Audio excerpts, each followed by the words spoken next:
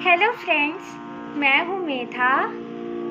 आप सबने मेरा फर्स्ट लेसन देखा था जिसमें मैंने आपको स्वरों के बारे में और अलंकार के बारे में समझाया था।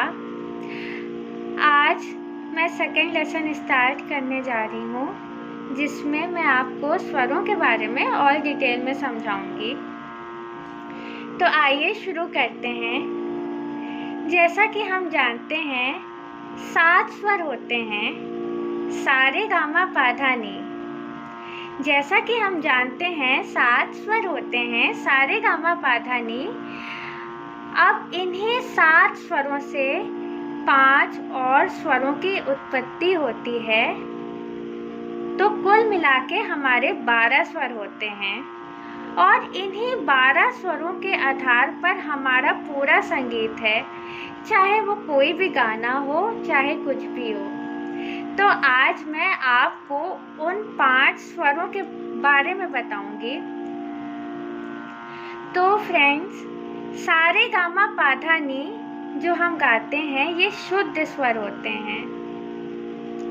तो स्वरों के 2 प्रकार होते हैं, शुद्ध स्वर और विकृत स्वर। स्वरों के 2 प्रकार होते हैं, शुद्ध स्वर और विकृत स्वर। विकृत स्वरों को हम चल स्वर भी कहते हैं, क्योंकि विकृत स्वर का मतलब है अपने स्थान से हट जाना। जब स्वर अपने स्थान से हट जाते हैं, वहाँ हाफ नोट ऊपर या फिर हाफ नोट नीचे गाए जाते हैं, तो उसे हम विकृत स्वर कहते हैं। अब मैं आपको बताती हूँ ये विकृत स्वर कैसे बनते हैं। फ्रेंड्स, सा और पा ये 2 स्वर सिर्फ शुद्ध के रूप में गाए जाते हैं, और रे गा धा नी और मा ये स्वर शुद्ध के साथ साथ विकृत का भी रूप लेते हैं। अब विकृत स्वर के भी 2 प्रकार होते हैं, कोमल विकृत स्वर और तीव्र विकृत स्वर। विकृत स्वर के भी 2 प्रकार होते हैं, कोमल विकृत स्वर और तीव्र विकृत स्वर। तो मैं आपको सबसे पहले शुद्ध स्वरों में अलंकार गा के सुनाऊंगी। पहले सा रे गा मा पा धा नी सा, सा नी धा पा मा गा रे सा। ये मैंने अलंकार नॉर्मल शुद्ध स्वरों में गाया। अब मैं आपको बताऊंगी विकृत स्वर में कैसे गाते हैं। विकृत स्वर का पहला प्रकार है कोमल विकृत स्वर।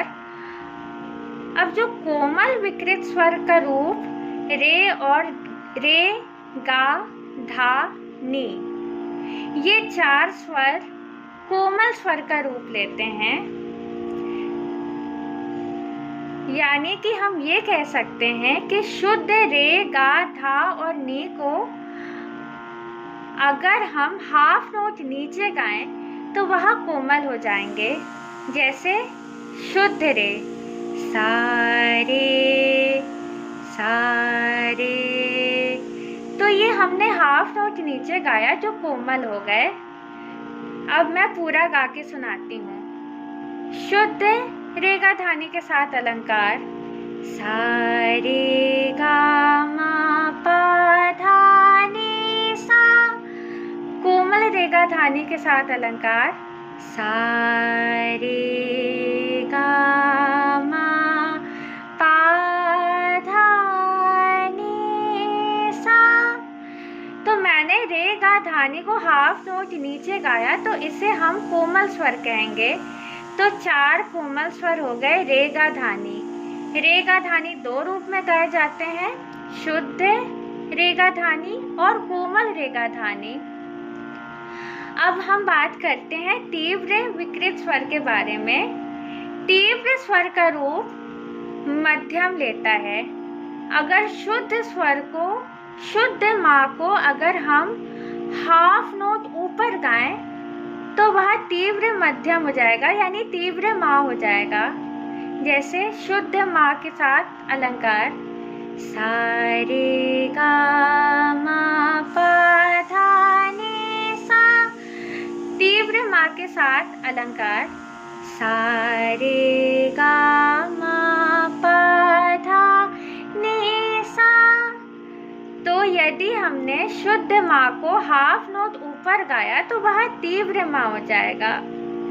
तो हम ये कह सकते हैं रे गा धा नी और माँ, ये 5 विकृत स्वर हुए जिनको हम चल स्वर कहते हैं। चल स्वर इसलिए कहते हैं क्योंकि ये अपने स्थान से हट सकते हैं। और सा और पा, इनको हम अचल स्वर कहते हैं क्योंकि ये सिर्फ शुद्ध स्वर के रूप में गाए जाते हैं और ये स्वर अपने स्थान से कभी भी नहीं हट सकते हैं।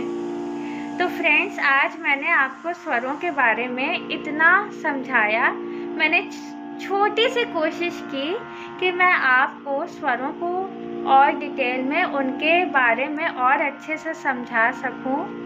एंड नेक्स्ट लेसन में मैं आपको और भी डिटेल में चीज़ें समझाऊंगी। हम बहुत सारे अलंकार करेंगे और इन विकृत स्वरों को, यानी तीव्र विकृत या कोमल विकृत, इन स्वरों को लेके भी हम और भी अलंकार करेंगे।